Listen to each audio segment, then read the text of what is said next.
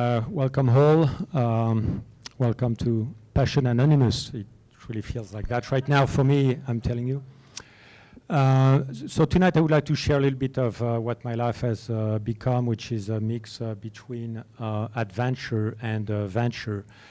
Today I share my life between doing transaction, helping entrepreneurs, and also traveling to remote places, organizing expeditions and adventure.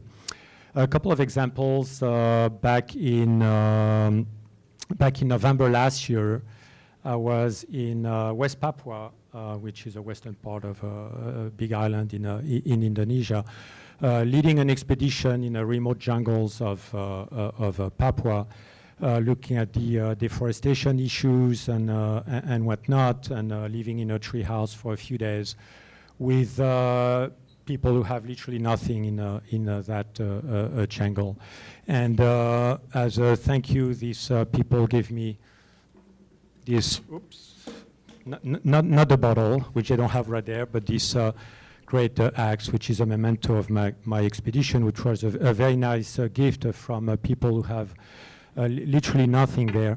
When I came back from that, trip, immediately after, I organized a closing for financing of a startup in Paris, as I was transiting back from that trip.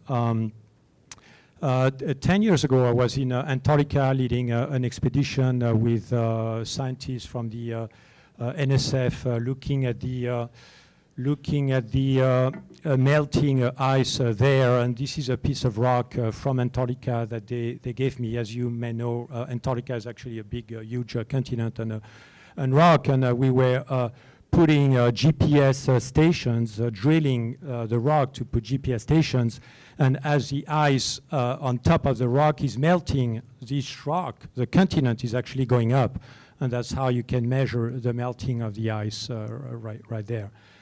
So one adventure expedition after the other, and one transaction after the other. It led to over 100 countries traveled to, and more than 100 transaction and startups financed, and that's what I've been doing for almost 30 years now. And at that time, I decided I would not wait 20 years to do what I really wanted to do, and I really got into the two passions I have in my life, which are venture and adventure. How it all started, well, I'm from Brittany. I must have some travel genes, as most of Britons have there. And also I had a dad who was in the military, which is probably why I don't smile much. And he did travel to, at war, but Indochina and Algeria, and always came back with a great black and white at the time photographs from these countries, and introduced me to collecting exotic stamps as well, and that really developed in me at a very young age. We're talking 8 years old, 10 years old, 12. Really led me to love the exotic aspects of the world, especially being from living in Paris, in a bleak part of Paris at the time. Fast forward to 1983, I moved to the US as a consultant, not poor, but no money, and living in a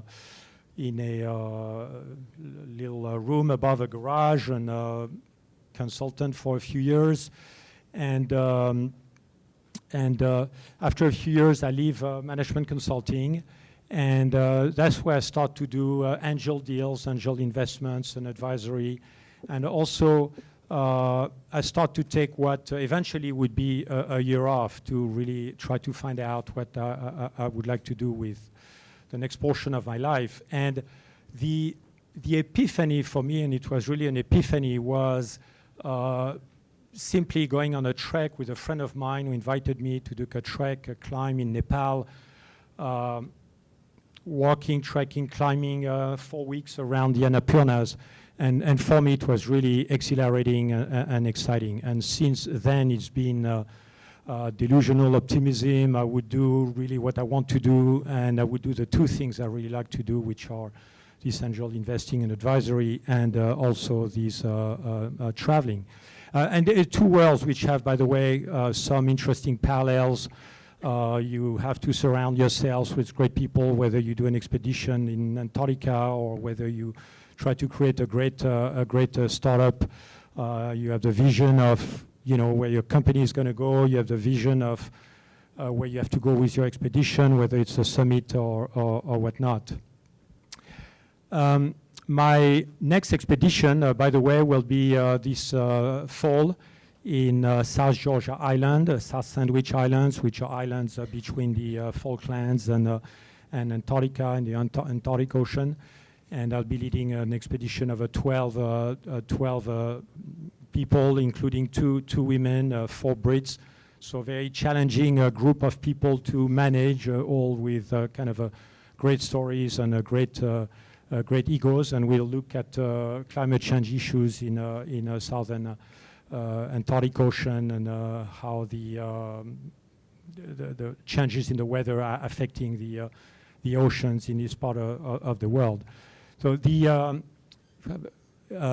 last thought I'd like to share is really for me, and I hope it will be like this for you. It has been for you. You can have certainly several passions, not one but 2 or more, whatever they are. Work on them and do them when you can.